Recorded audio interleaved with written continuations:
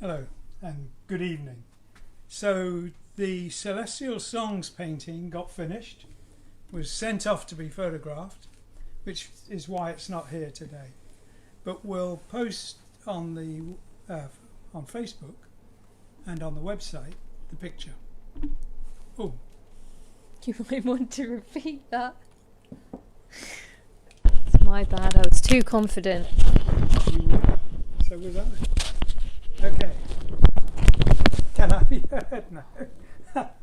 What I was saying is the picture we finished last week was Celestial Songs, and I did do some tweaking of it after the evening.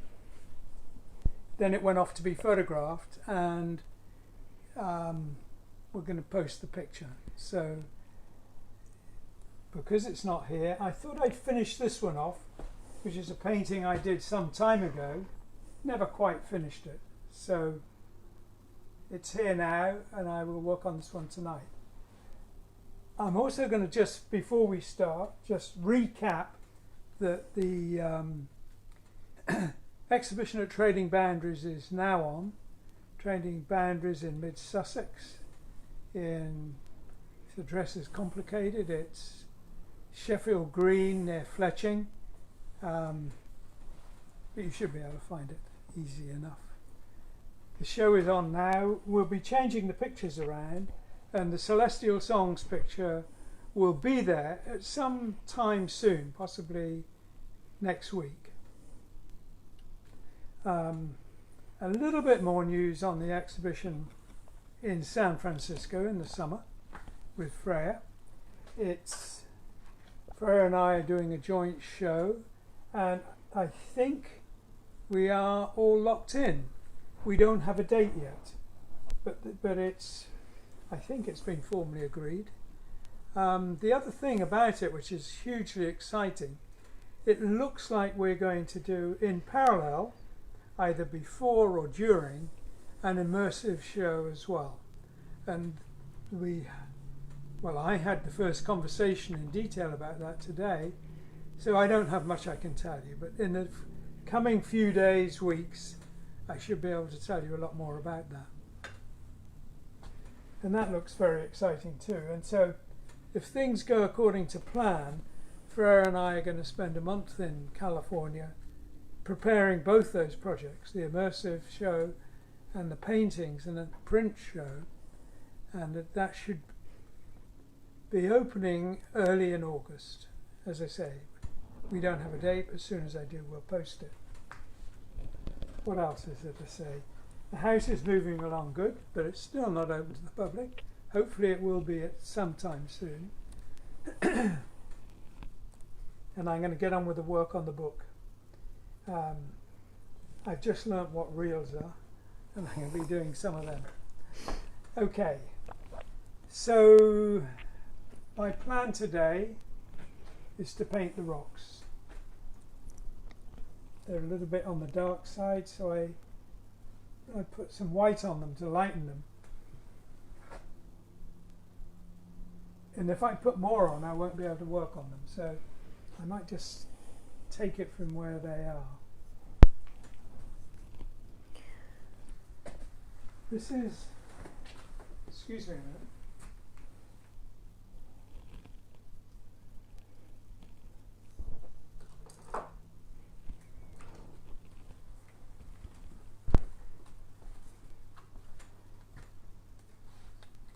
I'm going to be painting in black, but it's not a black I use. I make up my own version of CMY, cyan, magenta and yellow. So this is my cyan, this is my magenta, which is actually called magenta, and this is the yellow, which is actually called yellow. And I mix those to make, well, something a little paler than black, but a neutral colour. And I keep walking out of camera.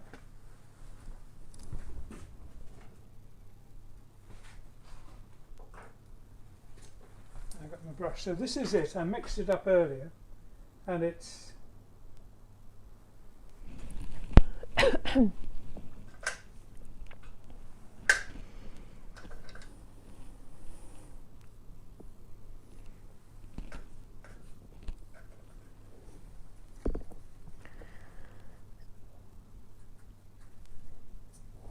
Roger, when I finish reading a really good book, I have a pang of remorse when I get to the end because it's gone.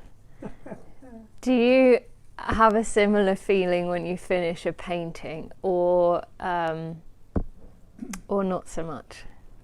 Not when I finish painting, but when it goes from my studio. As long as I can walk around and see it there, it doesn't bother me that I'm not still working on it. And if I want to, I can. But when it's no longer in the studio, yes, then I do, for sure. Like leaving your pet behind at a cattery. There you go, yes. So did the person who asked that question say when they finish writing a book or reading a book? Oh, that was a me question, and I was referring to when you finish reading. Kind of the feeling of when you've been fully immersed in this world for a number of weeks or months, and then decades, and then you're kind of forced to leave it. Yeah. This is dripping down here, and I'm going to just wipe that off.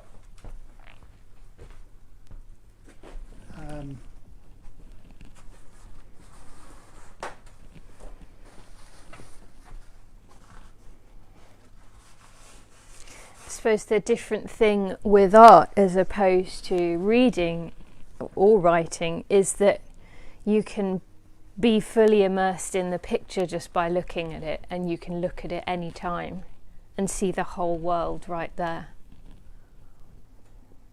Yes, yes, yes, it doesn't require the effort of reading a book. Mm.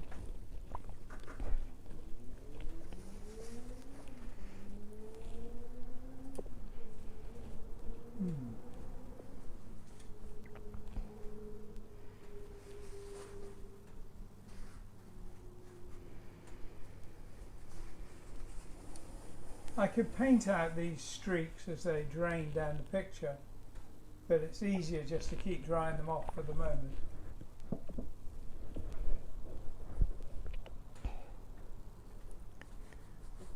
They are looking a bit too even for me.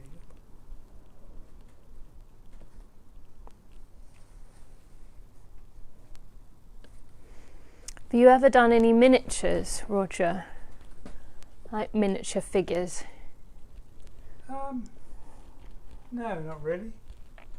I've done small paintings, but not quite the same.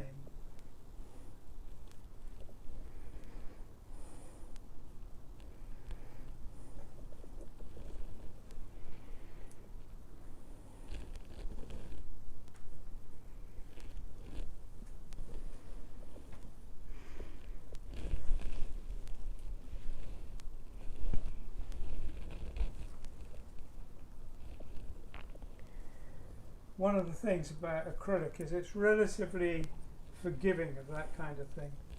Not completely forgiving, but a little bit. So you're not too worried by the drips? Not too worried.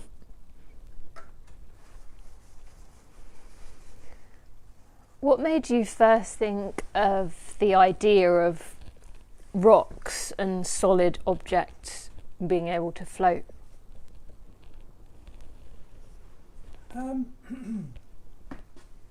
Well, it's a fair question, and the answer is a mix of experience and saying, well, it just came to me. The experience, the first time I really was in a position where I was experiencing this to any degree at all, was I was with some friends on the Cairngorms, some mountains in Scotland, and we'd slept on the mountain, so we'd got up really cold, first light, and were walking along a ridge, and it was very cloudy, but the clouds were below us and the sky above was very bright. But the clouds were sweeping across the ridge, and if you were standing in the middle of it, you barely noticed them. But as you were looking in the distance, They look solid. And I had one friend perhaps 100 meters behind and two friends 100 meters apart in front. So very spread out. And it looked like they were walking in water up to their knees, but it was the clouds flowing over. But sticking above the clouds were some rocks. And they did look for all the world like they were floating there, especially when they got to the rocks and stood on them and sat on them, waiting for us to catch up. It looked very, very interesting.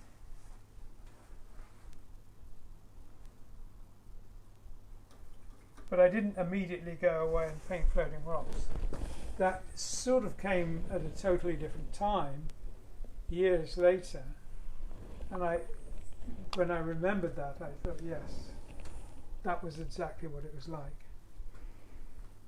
That's amazing that nature actually inspired that idea then.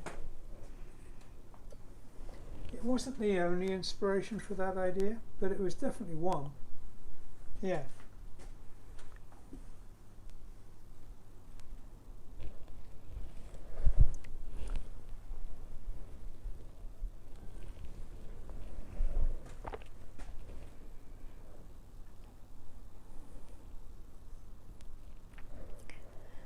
How long have you worked on this painting so far, Roger? Well, in terms of time from when I started it to now, a couple of years, but in terms of actual physical time on the painting, probably less than 3 hours. Most of it done on camera too, as I recall. Yes, we might have some viewers who remember you starting this or working on this painting last year. So I better be careful what I say in case I get it wrong.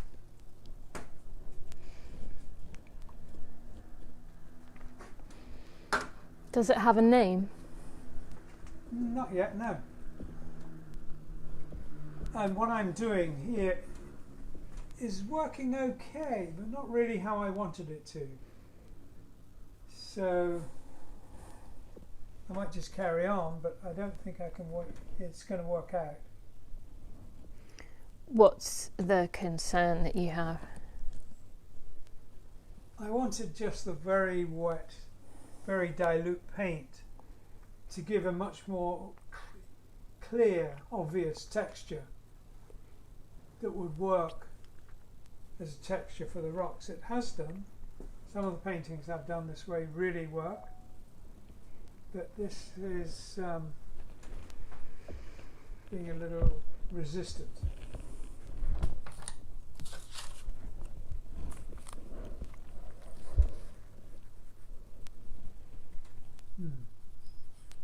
What's the purpose of this painting? It's part of a narrative.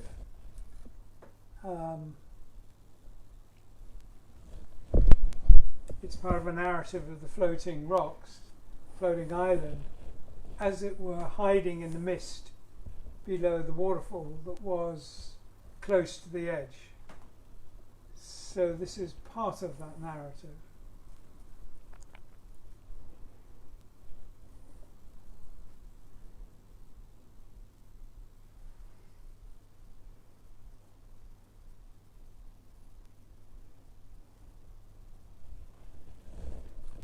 How many paintings might you be working on at once, Roger?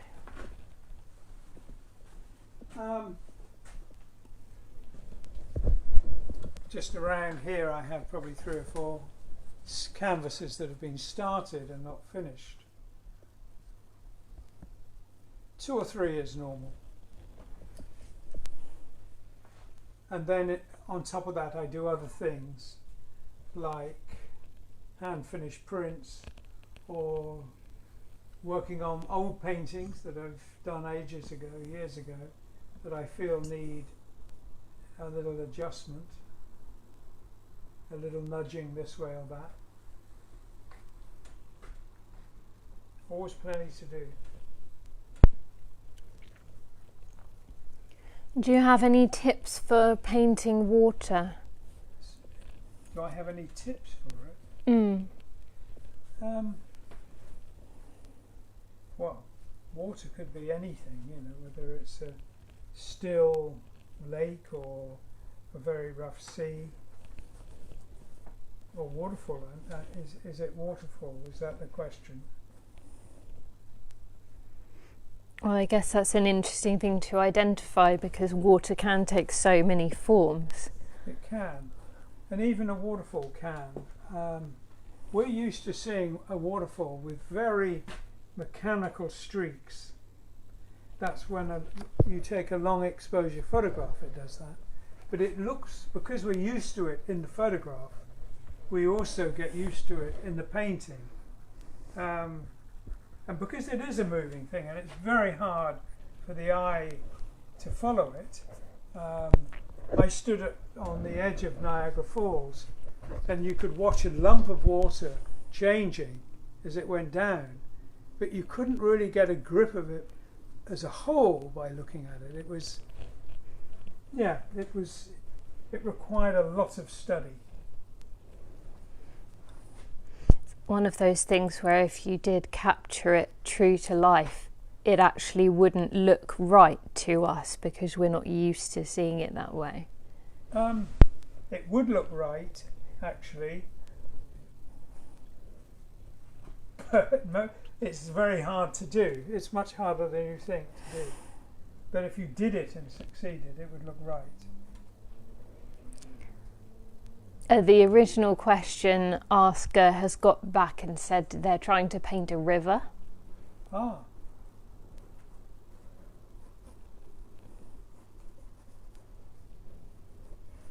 The challenge with water is it has shape, it reflects light, and it's translucent.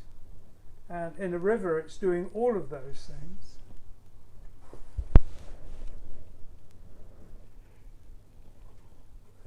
I guess as a long-term tip, I would say two things. Study it, take photographs and study the photographs. You could do worse than copying a photograph as a first challenge. Then you'll see you're painting stuff you didn't expect to be painting. So I wouldn't normally recommend painting from a photograph, but it's not a bad way to learn that there's so much more going on than you'd expect.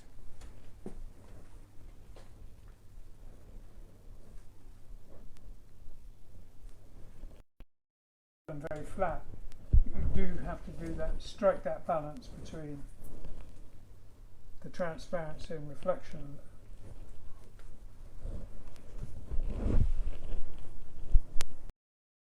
How much of the bottom can you see, and how much more is up in the air and reflecting the sky?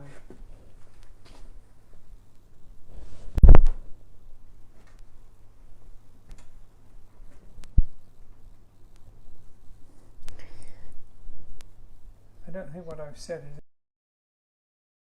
is any help.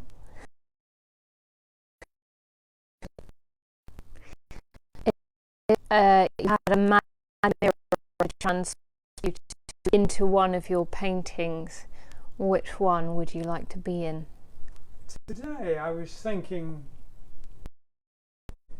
exactly that, actually, not a magic mirror, but a virtual rendition of it. And I was thinking of the painting called Green Parrot Island. I thought that might be pretty cool.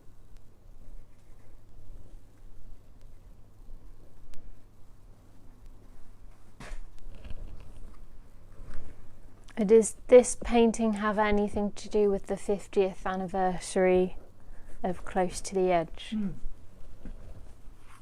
It does.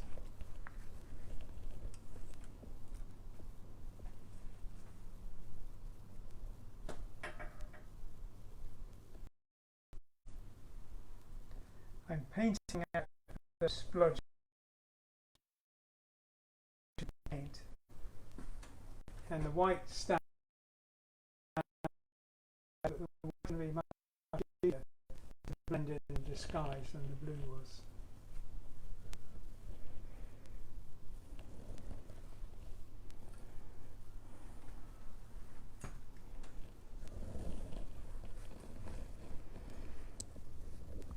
Are you going to create a book of some of your later works in the same way as you had books of the earlier ones?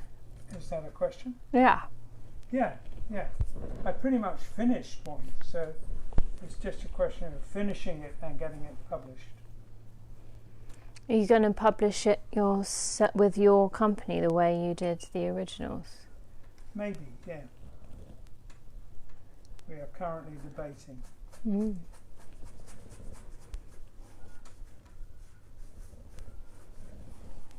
One of the advantages we had in the past is that we had pretty amazing distribution. We don't at the moment. You know, we can do production, but not distribution.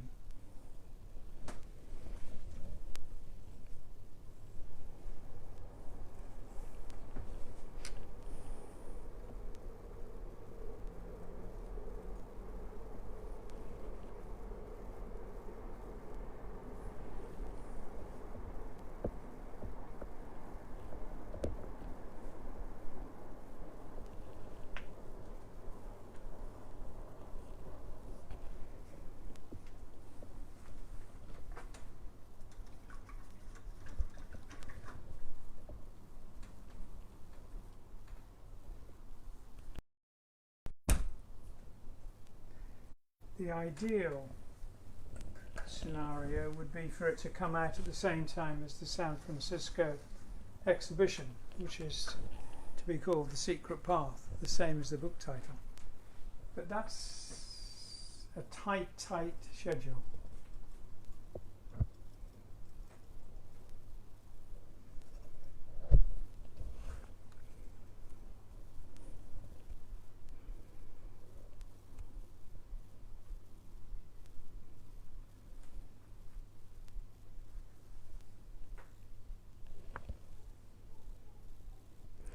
Our sound quality is so good today that everyone could hear that train that just went past. Ah. Going to take that as a compliment. Good.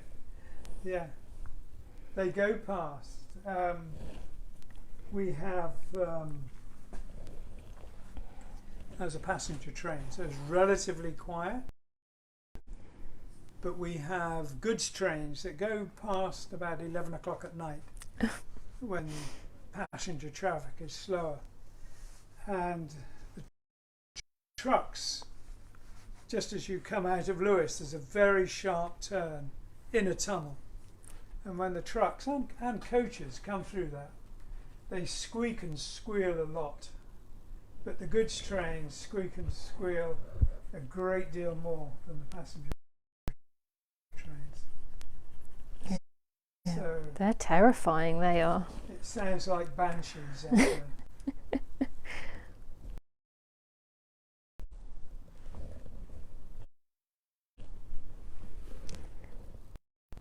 Is Relaya going to be in San Francisco? Well, the answer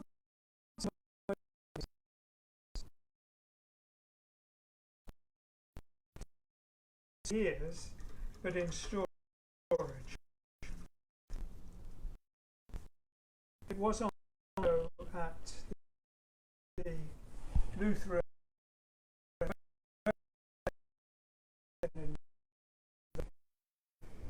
it's been on show for a long time.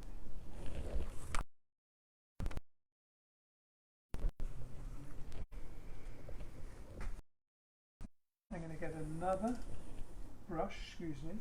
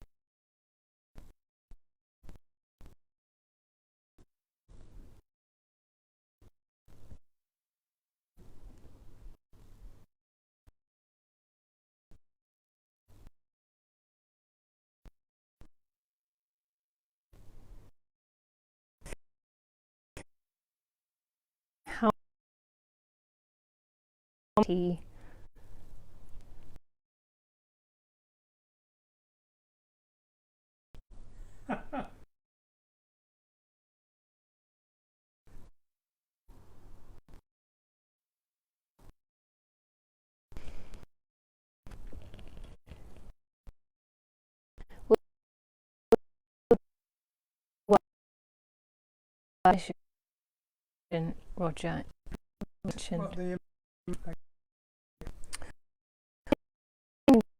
But it may well refer to the American exhibition. The old works of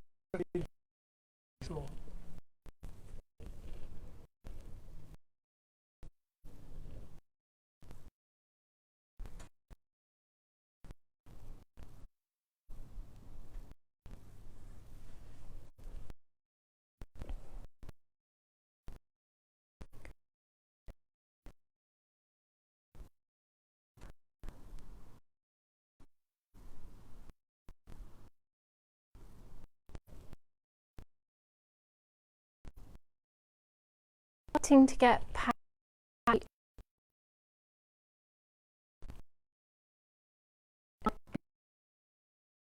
on your phone, which is at low battery now. Oh. Is there a way I can plug?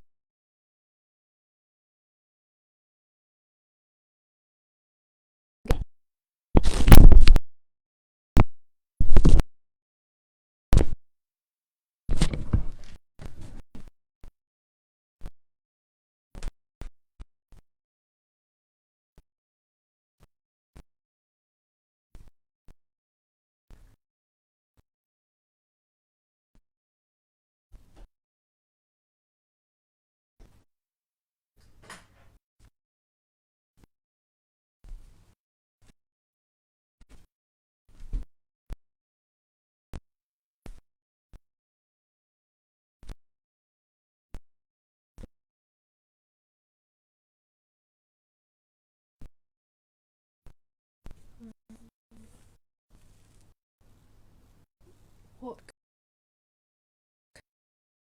Oh.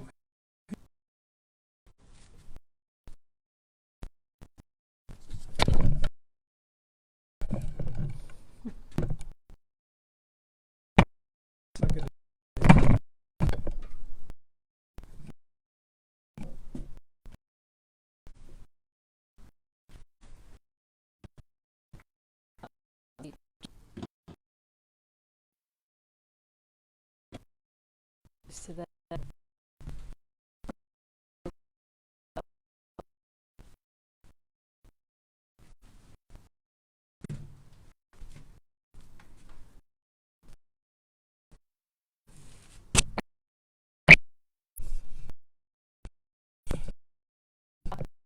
going to read